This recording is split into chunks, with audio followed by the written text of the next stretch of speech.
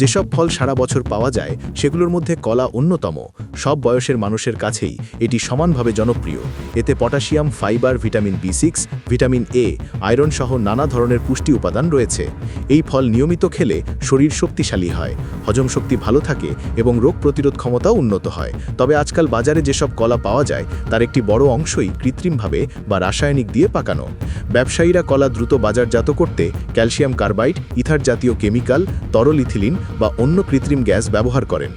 এগুলো অত্যন্ত ক্ষতিকর এবং মানুষের শরীরে নানা রোগের ঝুঁকি বাড়ায়। প্রাকৃতিকভাবে পাকা কলা ধীরে সময় নিয়ে পাকালে তার ভেতরকার এনজাইম সক্রিয় হয় এবং পুষ্টি পুরোপুরি বিকশিত হয়। তাই এসব ফলের স্বাদ, গন্ধ, রং ও চেহারা একেবারেই আলাদা।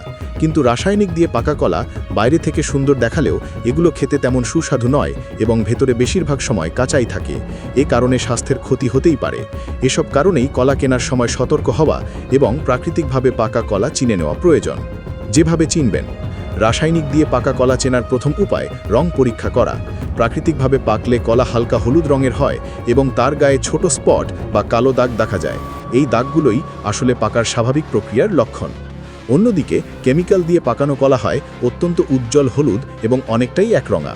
অনেক সময় এতে উজ্জ্বল কমলা হলুদ আভা থাকে, যা দেখে মনে হয় কলার ওপর যেন পালিশ করা হয়েছে। এই অস্বাভাবিকতা দেখলেই সতর্ক হওয়া উচিত।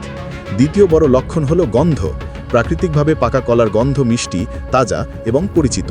অথচ রাসায়নিক দিয়ে পাকানো কলার গন্ধ হয় হালকা, কৃত্রিম বা কখনো তীব্র ও অস্বাভাবিক। কেমিক্যালের প্রভাবে অনেক সময় গন্ধই থাকে না। বাজারে কলার কাছে গিয়ে যদি মিষ্টি গন্ধ না পান, তবে তা কেমিক্যাল দিয়ে পাকানো বলে বুঝতে হবে। তৃতীয় উপায় হলো পানির সাহায্যে শনাক্ত করা। একটি কলা পানিতে ফেলে দেখুন। যদি কলাটি ফেসে থাকে তবে সেটি কেমিক্যাল দিয়ে পাকানো হওয়ার সম্ভাবনা বেশি থাকে, কারণ রাসায়নিক দিয়ে পাকানোর সময় কলার ভেতরে বাতাস জমে যায়। প্রাকৃতিকভাবে পাকা কলা সাধারণত পানিতে ডুবে যায়, কারণ এর ভেতরকার অংশ ঘন এবং পুষ্টিতে ভরপুর হয়। এটি একটি সহজ ও ঘরোয়া পরীক্ষা, যার মাধ্যমে দ্রুত কলার আসল অবস্থা বোঝা সম্ভব।